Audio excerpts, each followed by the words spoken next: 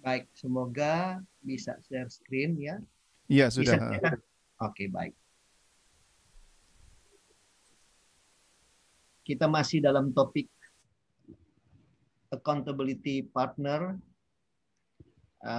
Hari ini untuk yang terakhir, minggu depan kalau Tuhan kehendaki, kita akan ada dengan topik yang berbeda. Saya menyiapkan Beyond Leadership atau kepemimpinan tanpa batas. Beyond Leadership nanti ini sebenarnya ada teorinya, ada bukunya, tapi saya coba keluar daripada teori itu karena kita hanya berbicara tentang Christian leadership. Jadi kita akan membahas Beyond Leadership itu nanti dalam topik atau dalam tema yang biblical saya ya, biblical. Jadi kita akan ada bersama-sama untuk melihat bagaimana sebenarnya beyond leadership itu kalau di dalam kepemimpinan Kristen itu seperti apa. Nah, tapi hari ini kita tuntaskan terlebih dahulu topik kita accountability partner secara khusus dihubungkan dengan yang namanya leadership and ministry. Pekan lalu kita sudah melihat atau hari Senin yang lalu kita sudah melihat premis daripada accountability partner ini, yaitu kalau dikaitkan dengan leadership, maka menjadi pemimpin berarti menjadi seorang yang siap terhadap aneka perubahan demi membangun kekuatan visi dan tujuan kepemimpinan. Sejam yang lalu saya baru saja menyelesaikan siaran radio saya dan Radio Smart FM. Saya coba membahas tentang pemimpin dan dinamika perubahan.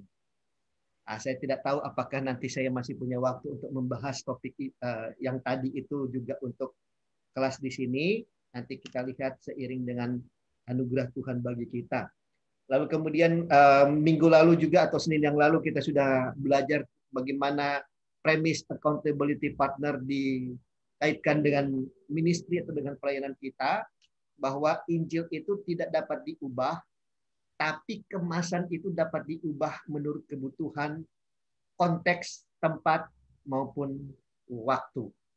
Nah, itu premis yang kita sudah lihat, sehingga kita boleh lihat juga Senin yang lalu, aspek perubahan itu ada 3 aspek.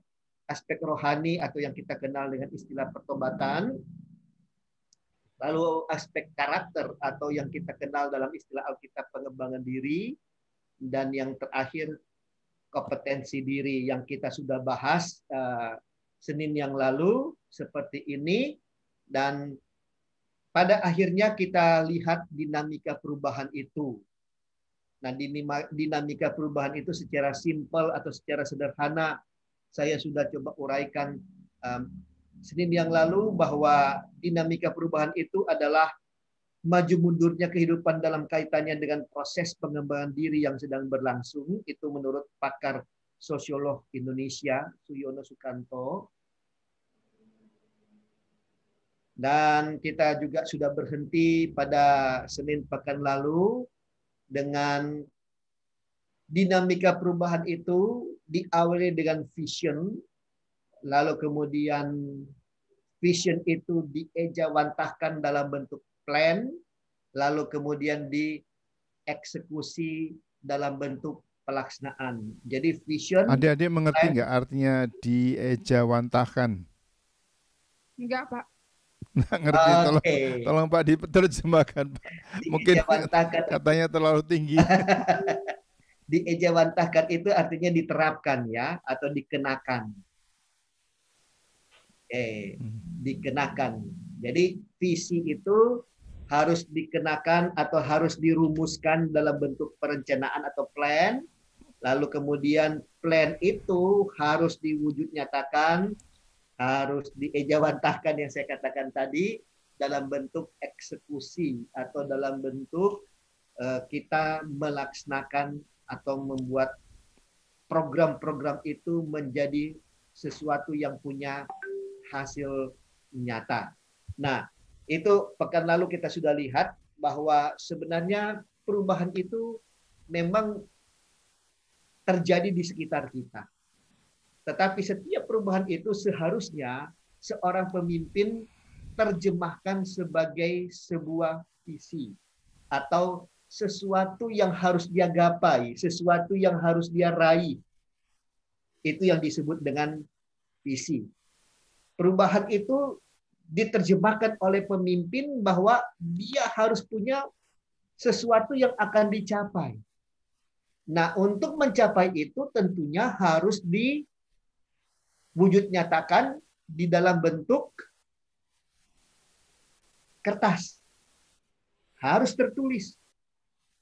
Ya, makanya ada seorang pemimpin gereja yang cukup terkenal, Pastor Jimmy Untoro, selalu mengatakan write it down, ya. Coba tuliskan semua visi-visimu itu, kemudian dibuat dalam bentuk perencanaan, ditulis. Ditulis, terserah teman-teman mau tulisnya menjadi berapa halaman, tetapi konon menurut kata orang, perencanaan yang baik itu walaupun begitu sulit ya, begitu apa ya, ngejelimet apa ya mau diterjemahkan. Yeah. Detail, Pak. Begitu kusut ya, perencanaan itu begitu detail, begitu lengkap, tetapi menurut kata orang, perencanaan yang baik itu sebenarnya bisa diskemakan dalam satu halaman. Dalam satu halaman HVS, dalam satu halaman A4 atau kuarto atau apalah, ditulis dalam satu halaman. Katanya sih seperti itu, tapi terserah teman-teman seleranya mau bagaimana. Kalau teman-teman yang sukanya detail, ya tentunya buat sebanyak mungkin halaman sesuai dengan perencanaanmu. Tapi perencanaan itu tidak akan mendapatkan hasil apa-apa kalau kalian tidak mengeksekusi. Kalian tidak melaksanakan itu di dalam kegiatan kepemimpinanmu, dalam kegiatan pelayananmu. Nah, itu sebabnya dalam dunia manajemen, kemudian Shosteri merumuskan bahwa manajemen yang baik itu ada yang namanya planning, organizing, lalu kemudian actuating. Actuating itu adalah perencanaan, PO actuating, dan yang terakhir C controlling. POAC. Planning, organizing, actuating, dan kemudian controlling. Seorang pemimpin perlu merencanakan, planning, kemudian dia perlu mengorganisasikan ini tugas ini mau dikerjakan oleh siapa atau oleh tim siapa.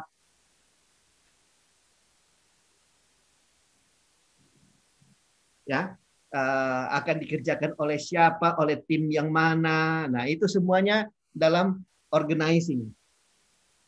Lalu kemudian setelah diorganize, ada actuating, bagaimana melaksanakan program-program itu berjalan dengan baik atau tidak, lalu kemudian dikontrol. Jangan ada yang malas-malas, jangan ada yang kerja setengah-setengah, semuanya dikontrol, ya. Nah, itu dinamika perubahan itu terjadi dengan mekanisme atau dengan skema seperti ini, ya, yang kita sudah pelajari Senin yang lalu. Nah, sekarang kita lanjut. Secara umum, Wikipedia menerjemahkan bahwa accountability partner atau mitra akuntabilitas itu adalah seorang yang coach, ya, membina atau menuntun orang lain dalam bentuk menolong orang lain itu untuk tetap jaga komitmennya. Itu sebenarnya pengertian dasar daripada accountability partner. Sehingga sekarang teman-teman lagi belajar.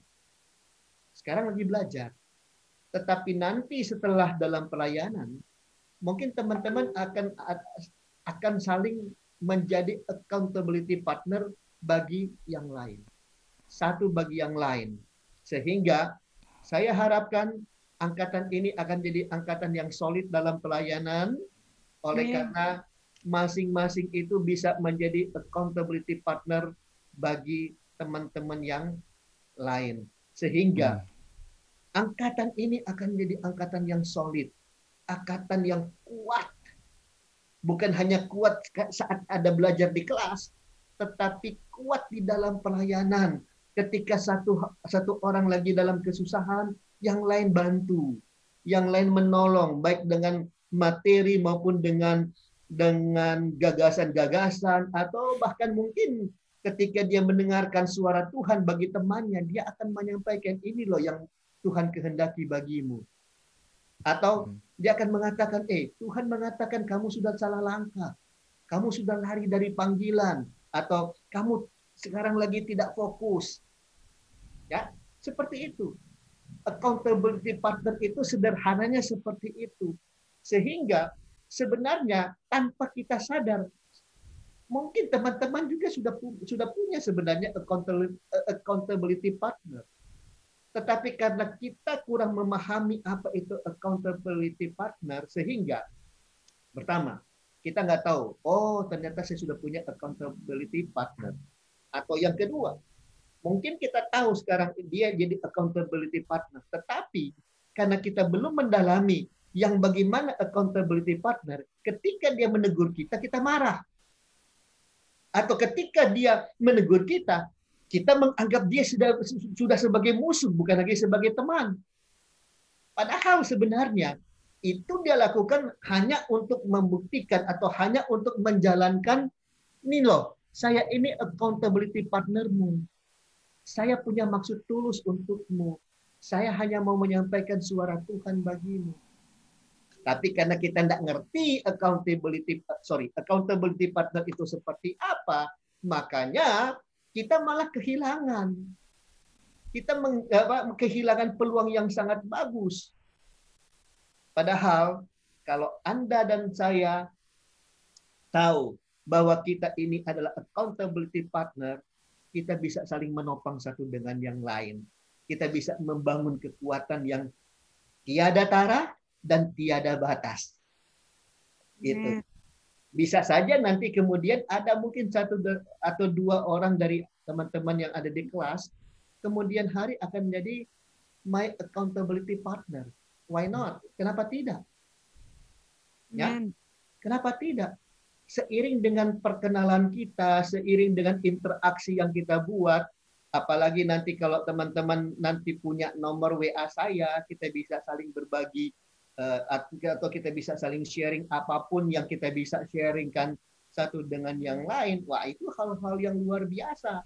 Kita bisa membangun kekuatan yang kuat, ya, yang powerful di dalam pelayanan. Wah, bagus sekali itu, bagus sekali Pak Roni. Iya. Itu adik-adik mesti berterima kasih itu ada kesempatan untuk membuka WA-nya bisa dikontak bisa. Bisa. Nanti Pastor David saja yang berikan kepada teman-teman di kelas. Nomor saya. Itu saya juga kalau secara praktisnya itu bisa juga sepertinya begini. Ada adik-adik, ada salah satu yang mungkin bacanya susah itu. Nah, mungkin temannya yang bisa membantu. Jadi ada accountability partner, jadi jadi jangan diejek, jangan diolok-olok, betul, jangan dibully, tapi dibantu gitu. Dibantu untuk terus nanti kamu harus dibetulin di sini, harus dibetulin di situ begitu. Nah, ada yang mungkin yang nggak bisa nyanyi gitu, jangan diejek-ejek, wah suaramu kok kayak gagak begitu ya, jangan begitu. Jadi coba dikasih encouragement, kasih semangat begitu. Itu komen saya. Betul. Itu prinsip-prinsip dasar dalam membangun accountability partner dalam kehidupan kita. Betul yang dikatakan oleh Pastor David tadi. Yeah. Itu yang harus kita terapkan. Budaya itu yang harus kita mulai terapkan satu dengan yang lain. Sehingga nasihat Paulus supaya kita saling menegur, saling menasihati itu kita bisa wujud nyatakan. Ya, teman-teman ada amin? Itu dia. Oke, ya. Oke. Nah, sekali lagi kita coba lihat kenapa kita butuh yang namanya accountability partner. Ya, khusus untuk pemimpin maupun pelayan gereja, kenapa kita butuh? Sekurang-kurangnya ada 3 hal. Yang pertama, setiap kita, ya Anda dan saya, pasti punya teman, bahkan punya teman akrab. Betul? Betul nggak? Iya, kalau Anda mengatakan, oh saya tidak punya, itu berarti Anda tinggal di hutan. Ya, tapi saya yakin ketika kita berinteraksi satu dengan yang lain, ketika ada orang di samping kita, itu berarti kita pasti punya teman, bahkan punya teman akrab. Itu alasan pertama kenapa kita butuh accountability partner. Nah, persoalannya teman-teman, banyak di antara kita yang cuma sekedar berteman, sehingga kita sulit mengetahui kualitas pertemanan itu seperti apa sih? Coba. Ya. Siapa di antara Anda yang punya teman yang berkualitas? Teman yang memang bisa mendatangkan keuntungan, bisa saling menguntungkan satu dengan yang lain secara pribadi. Dan keuntungan yang diharapkan itu bukan keuntungan yang bernilai ekonomi khususnya, tetapi keuntungan yang bisa mendatangkan pengembangan diri bagi kita. Coba. Ada berapa? Coba evaluasi dalam hati saja dulu ya. Ada berapa dari teman-teman yang punya teman, tapi hubungan pertemanan itu punya kualitas yang tinggi. Bukan cuma pengertian pacar loh ya, atau teman hidup, bukan cuma pengertian soal itu, tetapi kalian punya tidak seorang teman yang memang Anda nikmati hubungan pertemanan itu, bukan hanya sekadar teman untuk fun ya, untuk hura-hura, bukan hanya teman untuk bisa membuat Anda ketawa-ketiwi, tidak, tetapi teman yang bisa mengantar Anda kepada pengembangan diri. Seperti yang dikatakan oleh Pastor David tadi. Teman yang tidak hanya sekedar mengejek, tetapi bisa menuntun Anda, baik dalam cara baca dalam bahasa Inggris, cara baca dalam hal apapun, dalam bahasa apapun yang Anda pelajari ya di kelas. Atau mungkin ada di antara teman-teman yang mungkin susah sekali mengikuti pelajaran. Jangan dibully, jangan diketawain, tapi dituntun. Ya, nah pertemanan yang seperti ini akan menghasilkan pertemanan yang berkualitas, punya nilai gitu, punya nilai. Ya, nah karena itu coba saya mau Anda dalam 1 bulan ini mumpung masih awal bulan Mei. Coba Anda mulai format kembali pertemanan Anda. Termasuk minta maaf pertemanan di HP Anda, yang di phone book, yang di buku telepon Anda. Siapa teman-teman? Saya mengajak teman-teman untuk Anda yang punya teman-teman yang tidak terlalu berkualitas, sudahlah. Skip ya. Singkirkan dulu dari pertemanan. Kalau tidak penting-penting aman, tidak usah kontak dia. Itu misalnya. Anda mulai coba menikmati hubungan pertemanan yang punya kualitas. Standarnya sekali lagi, punya kualitas itu adalah yang bisa menolong Anda dalam pengembangan diri. Itu yang pokok. Ya, oke. Itu alasan pertama kenapa pemimpin dan pelayan gereja itu butuh accountability partner. Ini akan kemudian, kalau prinsip ini Anda terapkan, Anda akan lihat. Benar kata teori kepemimpinan. Siapa teman Anda akan menentukan bagaimana hari depan Anda. Nah, karena itu dari sekarang mulai rubah ya. Teman-teman Anda yang tidak terlalu berdampak untuk diri Anda, bukan berarti saya katakan menjadi musuh Anda, tidak. Bukan berarti Anda tidak lagi perlu menghubungi dia, tidak. Bukan itu maksud saya. Tetapi diminimalisir untuk terjadi hubungan dengan orang-orang tersebut. Anda memaksimalkan berhubungan dengan teman-teman yang bisa membawa nilai-nilai yang baru di dalam kehidupan Anda, sehingga pengembangan diri Anda akan berjalan secara maksimal. Itu. Sehingga Kelak nanti di kelas ini akan lahir penginjil-penginjil hebat. Kelak akan menjadi ketua-ketua sinode yang luar biasa. Kelak akan menjadi gembala-gembala yang memang punya dampak. Amin. Dalam pelayanannya ya. Nah, karena itu sekali lagi ubah pola pertemanan Anda mulai hari ini. Dan saya mau perubahan itu terjadi di sepanjang bulan Mei ini. Teman-teman mau? Amin. Haleluya. Amin. Haleluya. Yang kedua, alasan kedua, kenapa pemimpin dan pelayan gereja itu butuh accountability partner? Alasan yang kedua, setiap kita pasti tidak luput dari dosa maupun kesalahan. Sehingga butuh seseorang yang dapat pertama menyadarkan, yang kedua mengingatkan, dan yang ketiga memberi nasihat atau memberi solusi bagi kita. Jadi seperti yang Pastor David katakan, jangan kita bikin kesalahan malah diketawain. Ya, jangan seperti itu, tetapi coba kita ketika menemukan kesalahan orang, coba kita bukan tegur untuk membuat dia jatuh, tetapi tegur untuk tolong dia, angkat dia kembali. Amin. Nah, untuk itu kita juga perlu berubah ketika kita melihat ada teman kita yang lakukan kesalahan. Fokus kita adalah bagaimana caranya supaya teman kita itu berubah. Gitu. Jadi bukan mengkritik dia, bukan hanya sekedar mengkritik untuk menjatuhkan dia, tetapi bagaimana kita bisa tolong dia.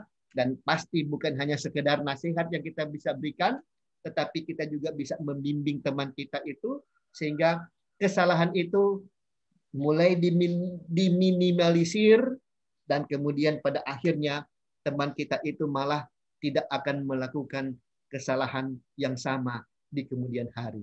Itu alasan yang kedua. Alasan yang ketiga, setiap pemimpin dan pelayan itu punya kelebihan, tetapi juga punya kekurangannya masing-masing. Nah, disinilah sebenarnya kenapa accountability partner itu dibutuhkan. Misalnya, siapa yang bisa jadi contoh di sini? Coba sebut nama dulu. Satu nama. Yang ada di kelas. Coba sebut satu nama. Karena saya belum kenal siapa-siapa Anda.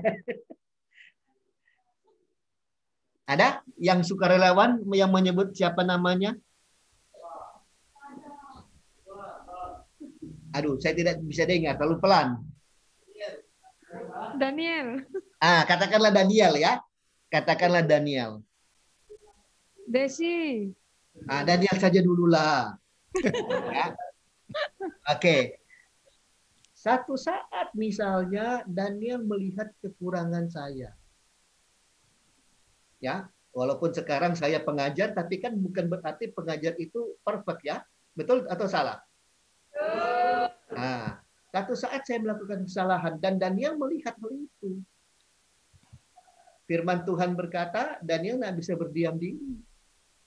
Dia harus mengambil peran untuk menegur saya.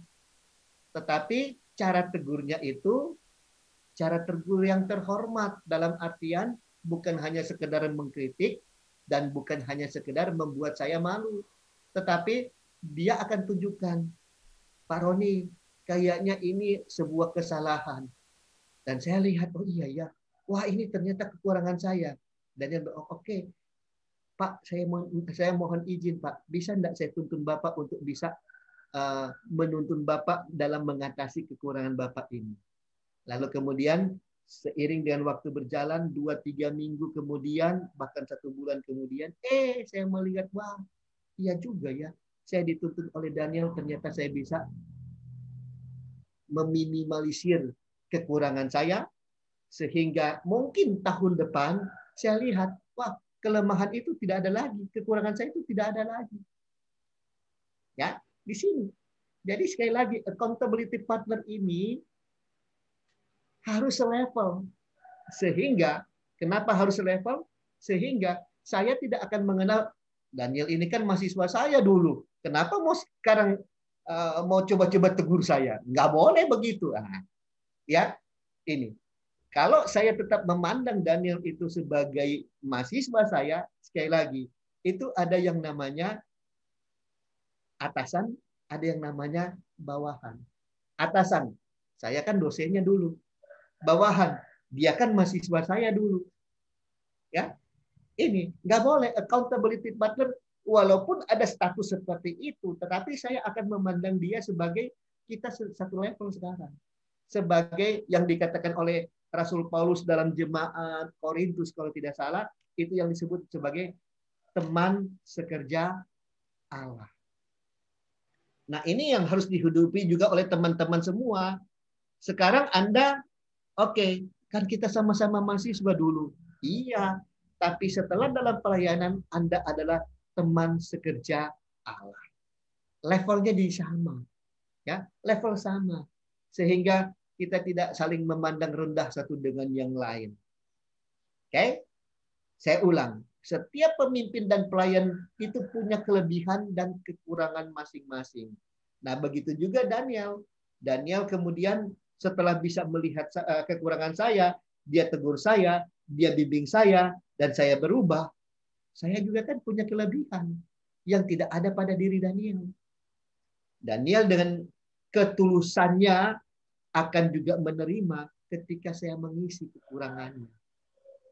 Ya, disinilah yang dimaksud dengan accountability partner, dan 3 alasan itu sekurang-kurangnya bisa menyadarkan Anda bahwa Anda itu butuh yang namanya accountability partner. Nah, saya harap sesuatu yang minggu-minggu kemarin selama kita belajar accountability partner itu masih kabur, sekarang mulai terang benderang ya. Sehingga Anda bisa tahu yang namanya accountability partner itu begini loh. Saya jujur, Pastor David, saya juga coba terus menerjemahkan ini ke dalam pengertian yang sangat-sangat sederhana, sehingga accountability partner ini bukan hanya bisa dikenal oleh pemimpin-pemimpin top, tetapi juga oleh kita semua, karena ternyata dalam berhubungan sebagai sesama tubuh Kristus, accountability partner ini sebenarnya ada loh dalam Alkitab. Seperti yang kita sudah lihat di kelas pertama. Oke? Nah, sekarang kita akan lihat kriteria seorang accountability partner bagi pemimpin dan pelayan gereja, sehingga yang pertama, teman-teman bisa tahu dengan siapa teman-teman bisa memiliki accountability partner. Tetapi yang kedua, ketika Anda menjadi accountability partner kepada orang lain, Anda juga tahu syarat untuk Anda menjadi accountability partner bagi yang lain itu seperti apa, sehingga ketika Anda menjalankan peran sebagai accountability partner, teman Anda itu bisa menerima Anda sebagai seorang accountability partner dalam dirinya. Nah, karena itu saya memiliki 5 syarat atau 5 kriteria bagi seorang accountability partner secara khusus dalam hubungannya dengan pemimpin dan pelayan gereja. Kalau yang masalah marketplace nanti di forum yang lain kita akan ketemu. Oke, yang pertama. Syarat yang pertama, memiliki kedekatan hubungan persahabatan yang selevel, seperti yang saya sudah tekankan dari kelas awal. Jadi saya tidak perlu menjelaskan lebih jelas lagi untuk poin yang pertama. Saya harapkan semuanya sudah jelas. Tapi kalau belum jelas juga nanti sebentar boleh ditanyakan, boleh angkat tangan. Ya, oke. Yang kedua, memiliki tingkat kerohanian dan disiplin iman yang minimal, ya, minimal ini loh, minimal sama. Kalau boleh selevel di atas. Gitu. Nah, karena itu mutlak bagi Anda, bagi teman-teman semua, untuk bertumbuh dalam kerohanian, untuk punya disiplin iman, punya kehidupan dalam disiplin iman, itu mutlak perlu ada. Karena kalau tidak, Anda tidak bisa menjadi accountability partner bagi yang lain. Kenapa? Karena ini yang dalam public speaking disebut dengan patos. Patos Anda jelek. Patos atau raport Anda itu harus bagus sehingga Anda bisa menjadi seorang accountability partner. Itu kalau Anda jadi accountability partner. Nah sekarang, bagaimana Anda menerima seorang accountability partner?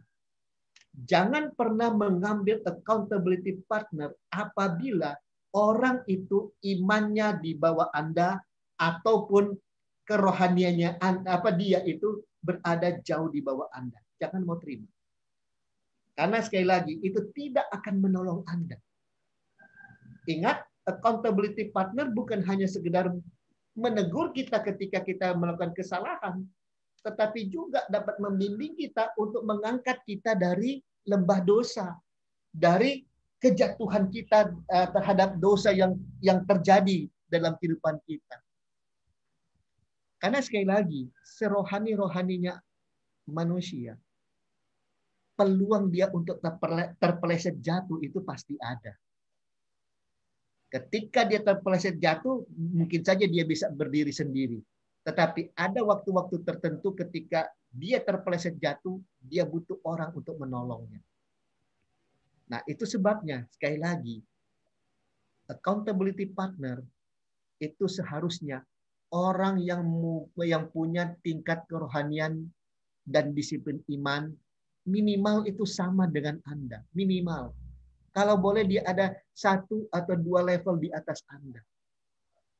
Sehingga perannya sebagai accountability partner dalam kehidupan Anda itu akan sangat-sangat terasa.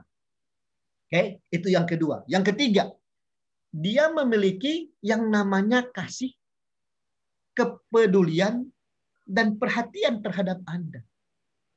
Nah, kalau Anda seorang accountability partner bagi teman yang lain, maka otomatis Anda harus punya kasih, Anda harus punya kepedulian, dan Anda harus punya perhatian kepadanya.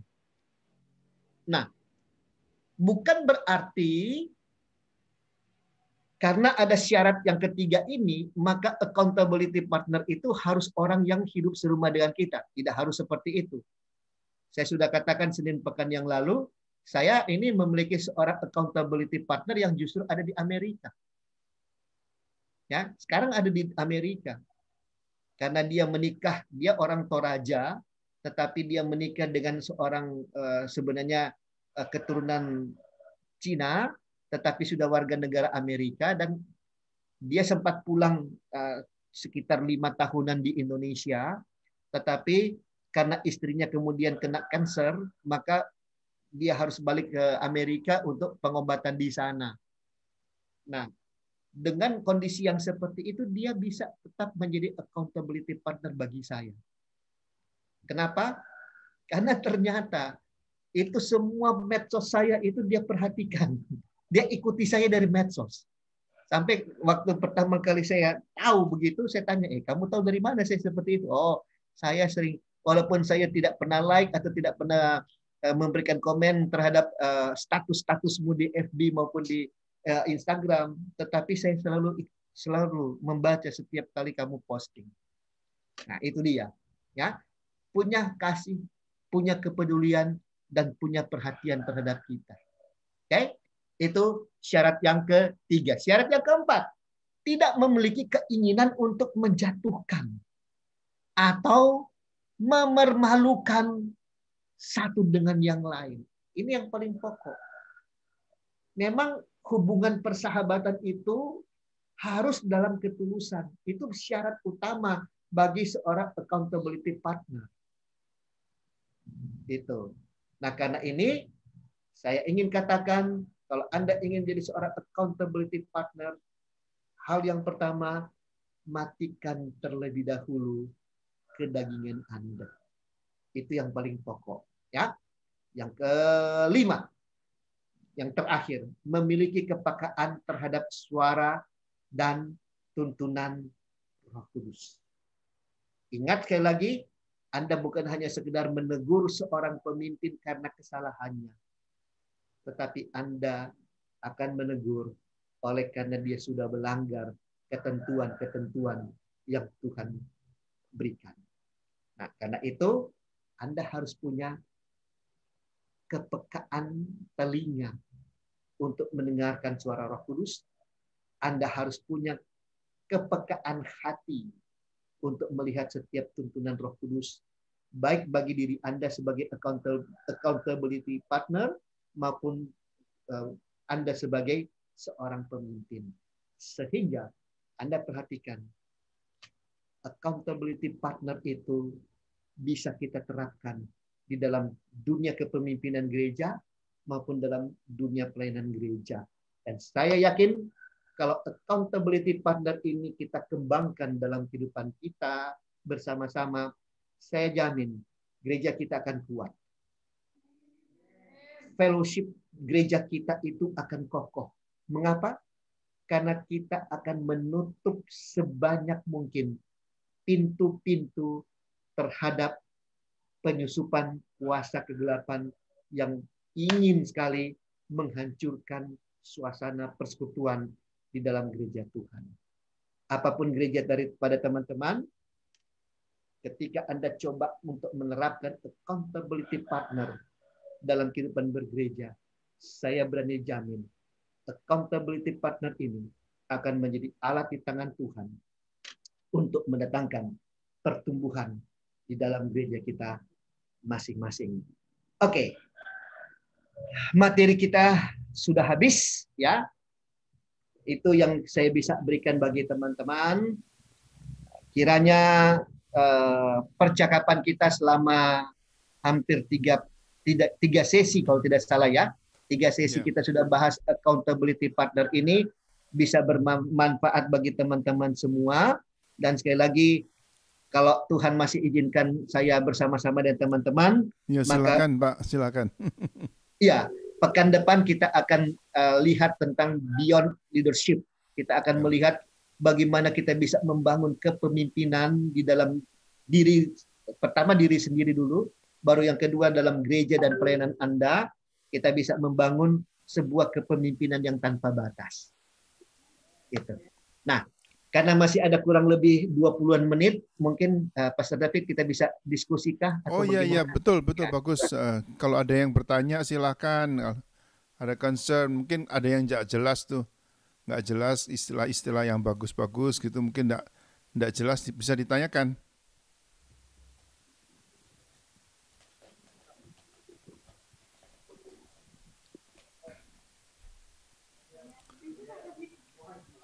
Mungkin perlu dikasih contoh-contoh konkret, kira-kira accountability partner yang secara konkret itu gimana gitu lah. Misalkan yang ya apalah yang ada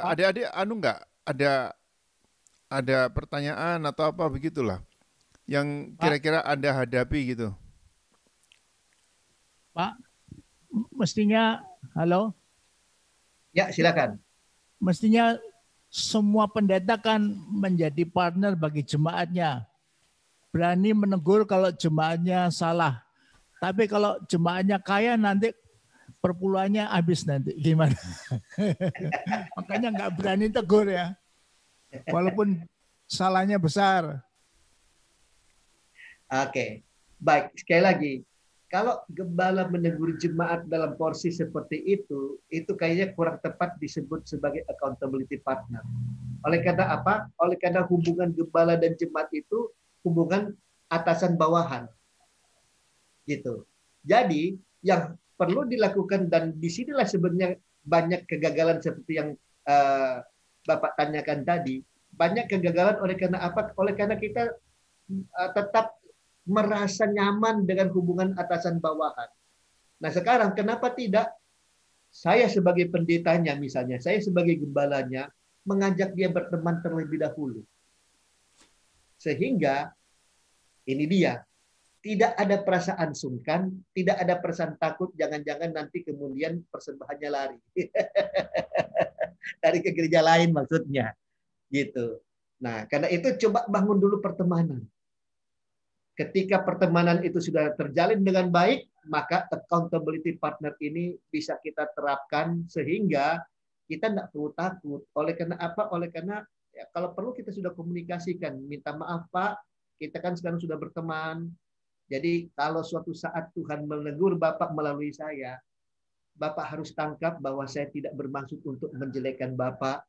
Saya tidak bermaksud untuk membuat nama baik Bapak itu turun. Tetapi saya ini diminta oleh Tuhan untuk menolong Bapak. Tapi kalau jadi teman nanti malah sungkannya malah gede, Pak. Nanti nggak jadi teman main tenis lagi nanti. Itu dia persoalan. Betul, Pak. Betul. Oleh karena apa? Kebanyakan kita orang Indonesia adalah ketika saya berteman, maka unsur penghormatan itu turun. Betul, Pak? Itu memang. Pada kenyataannya seperti itu. Nah, kenapa tidak sekarang kita mulai membangun hubungan pertemanan yang bagus? Di mana saya tetap menghormati kamu, sedekat apapun kita tetap saling menghormati. Betul, Pak? Karena pada kenyataannya, ambil contoh ya, ketika, tunggu dulu, sekarang saya sudah bisa melihat wajah-wajah Anda. Tadi yang disebut Daniel yang mana coba? Coba angkat tangan. Oke, nah misalnya Daniel. Saya berteman dengan Daniel. Daniel datang ke rumah saya. Kali pertama Daniel datang ke rumah saya, apa yang biasanya sikap apa yang dia lakukan? Ini ceritanya Daniel pertama kali datang ke rumah saya. Segan. Pertama, pasti kalau di depan rumah ada bel, pasti dia pencet bel dulu, toh. Ting tong, walaupun pintu mungkin terbuka, tapi karena ini kunjungan pertamanya, ting tong, dia pencet bel. Saya di dalam, saya bilang, Mas, siapa ya? Masuk saja karena pintu terbuka. Dia masuk. Selamat siang, Pak. Gitu. Itu kali pertama. Coba kali kedua, kali ketiga, atau kali yang ke-10. Coba, apa yang jadi ketika dia masuk rumah saya? Dia lihat pintu terbuka. Langsung nyelonong masuk kan? Ya. Iya. Kenapa bisa terjadi seperti itu? Karena dia sudah, Pak Roni mah biasa kalau begitu. Iya kan? Nah, sikap yang seperti ini sebenarnya sikap yang keliru. Sebenarnya sampai ke berapa kali pun saya datang ke rumahnya, tetap saya akan pencet bel, ting tong.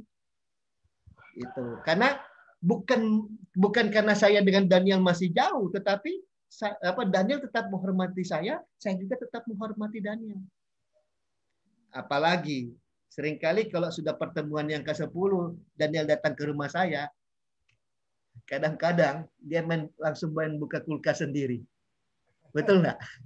Betul. Ini kan seringkali terjadi, dia langsung main buka kulkas sendiri. Nanti Pak Ron, sorry, saya sudah ambil apel di lemari es. Oh iya, silakan. Seringkali kita seperti itu karena tidak lagi merasa diri sudah akrab sehingga unsur penghormatan itu tidak lagi kita bangun. Sebenarnya ketika saya dan Daniel itu semakin akrab, saya akan semakin menghormati dia dan dia juga semakin menghormati saya. Sehingga apa yang Bapak tanyakan tadi tidak perlu terjadi kalau hubungan pertemanan ini kualitasnya sampai seperti itu. Begitu Pak penjelasan saya. Tapi kalau dalam Alkitab, nabi-nabi yang berani menegur raja-raja itu resikonya masuk penjara itu Pak. Oh ya betul. Setuju. Makanya sebenarnya yang di kelas pertama kan saya sudah katakan seperti Nathan menegur Daud. Daud dia punya power.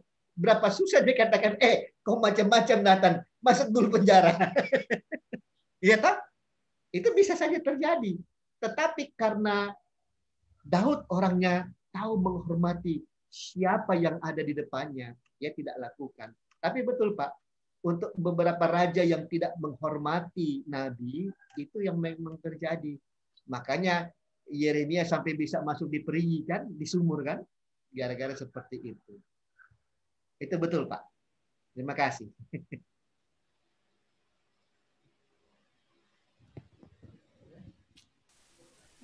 Ya mungkin saya lihat seperti kayak antara Nathan dengan Daud itu mungkin bukan bukan seperti accountability partner, tapi mungkin lebih bersifat suara kenabian gitu. Kan ada perintah dari Tuhan kan harus dikatakan. Terus Betul. dia Nathan paling mencari jalan atau membungkus ceritanya itu serapi mungkin, pakai istilah-istilah gembala karena dia tahu Daud ini adalah profesi sebelumnya adalah seorang gembala gitu. Jadi memakai istilah-istilah yang biasa yang dimengerti oleh Daud gitu. Sehingga ya tentunya sambil berdoa ya. Dan itu akhirnya masuk dengan baik dan diterima akhirnya. Betul, betul Pastor. Jadi accountability partner ini juga kan saya katakan tadi, itu memang harus tetap unsur menghormatinya tetap ada. Gitu. Jadi memang betul observasi yang dilakukan oleh Pastor David itu betul, bahwa si Nathan juga biar bagaimana dia ngerti, dia menghormati sosok Daud sebagai seorang raja, sebagai seorang pemegang kuasa. Dia ngerti. Makanya untuk mendekati, untuk menegur sosok Daud itu, maka Nathan pinter-pinter mengatur kata dan kalimatnya sehingga seperti tadi packagingnya bagus. Packagingnya bagus. Itu. Betul itu Pastor.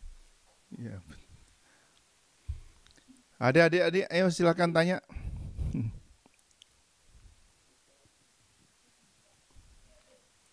Pak, saya mau nanya. Silakan. Sebutkan namanya dong.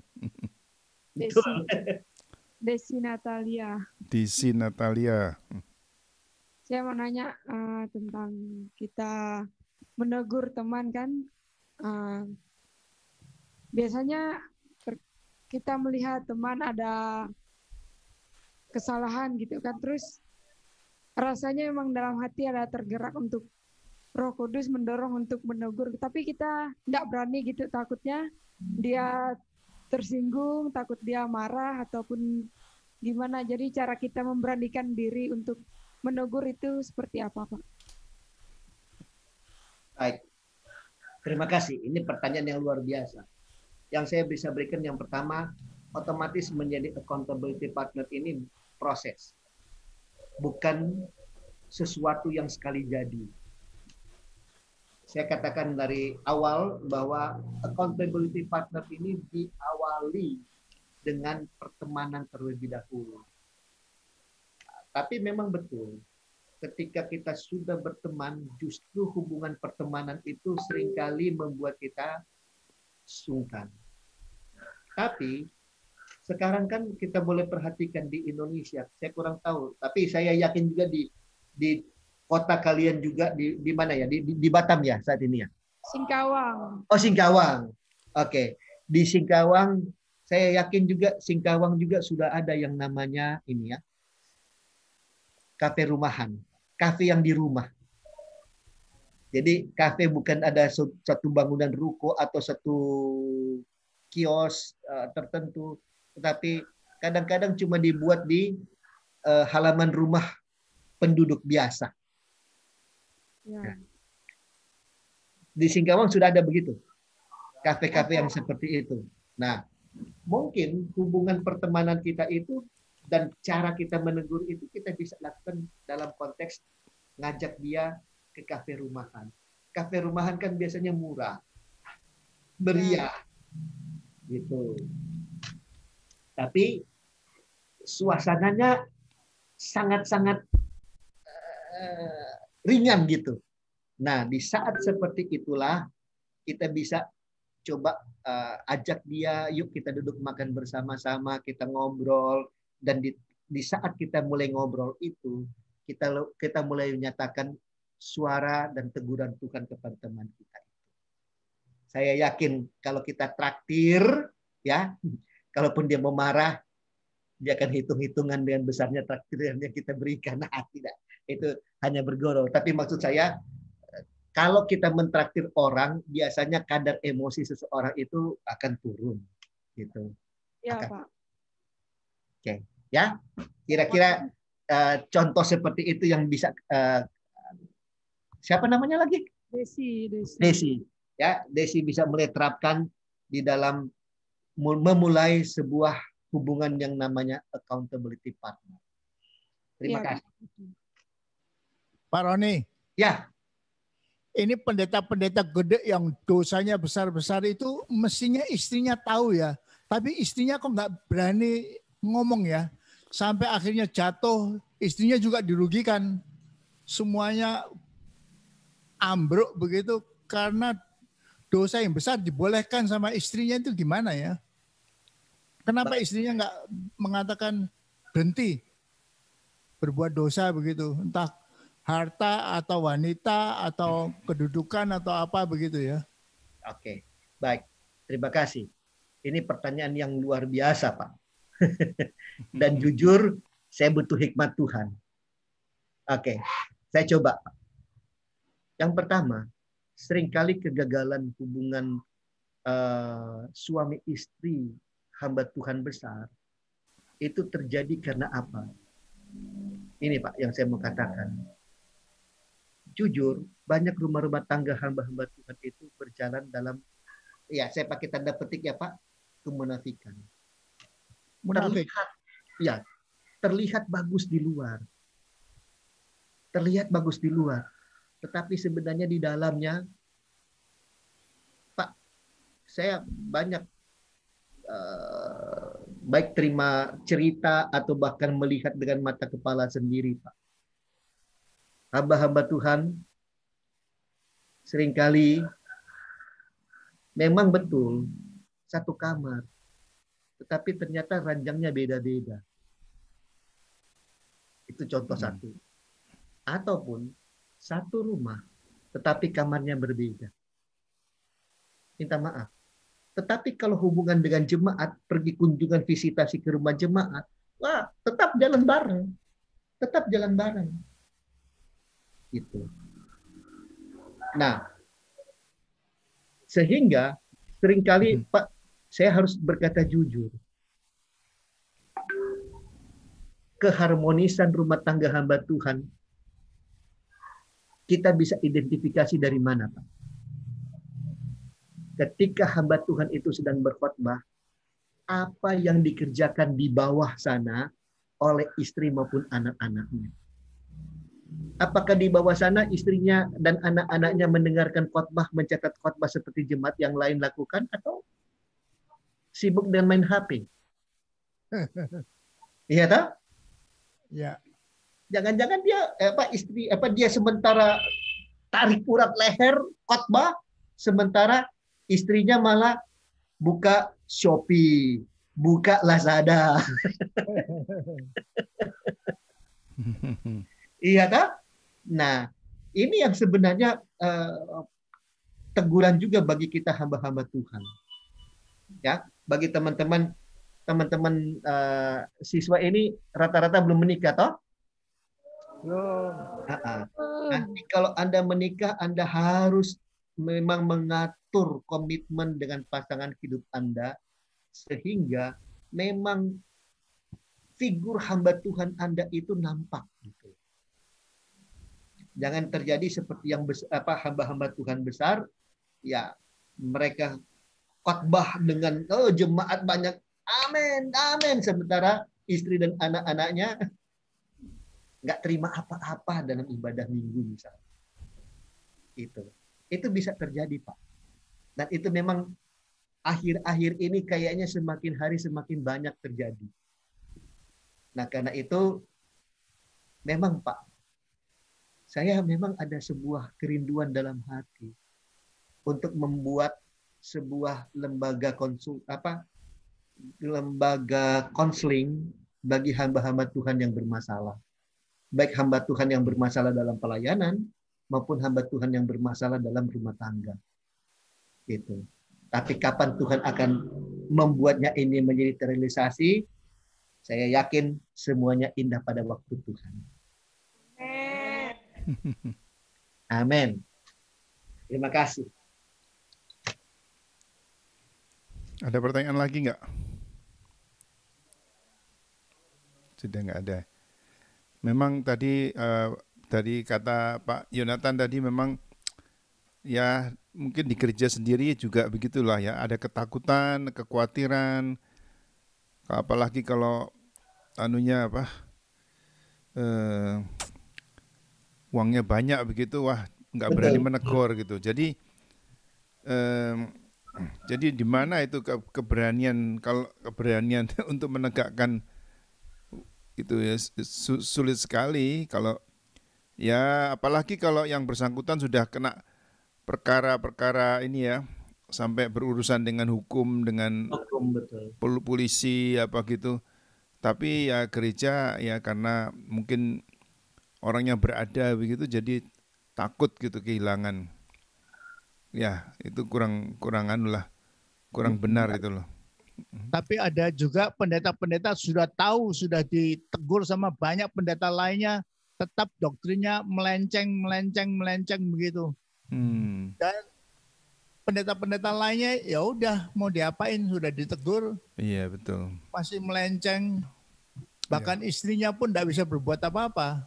Tahu kesalahan besar dan marah sekali istrinya waktu pendetanya atau suaminya itu punya istri rohani. Sedangkan dia bukan istri rohaninya. Mestinya kan marah sekali. Betul. Didiamin sampai Tuhan sendiri harus berperkara ya. Betul. Tuhan yang ambil tindakan ya. Iya betul. Ya.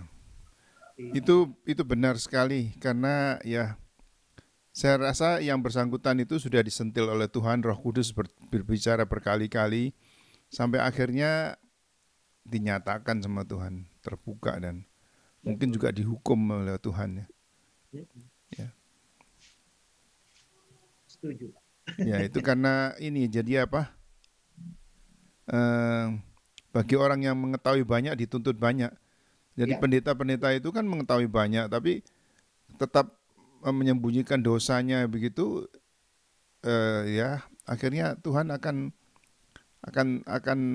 sentil, akan dihukum oleh Tuhan karena firman Tuhan dan Roh Kudus berbicara berkali-kali. Dan itulah maksudnya accountability partner itu, sehingga tidak perlu, atau maksud saya jangan tunggu Tuhan sentil baru kemudian disadar. Benar. Iya benar. Oke, terima kasih Pak Roni, terima kasih adik-adik semua yang kita akan akhiri pertemuan kita pada hari ini. Silakan salah satu berdoa. Baik, mari kita berdoa. Tuhan Allah Bapa kami, terima kasih Tuhan atas penyertaan-Mu Tuhan, dan kami pada siang hari ini Tuhan telah menyelesaikan pelajaran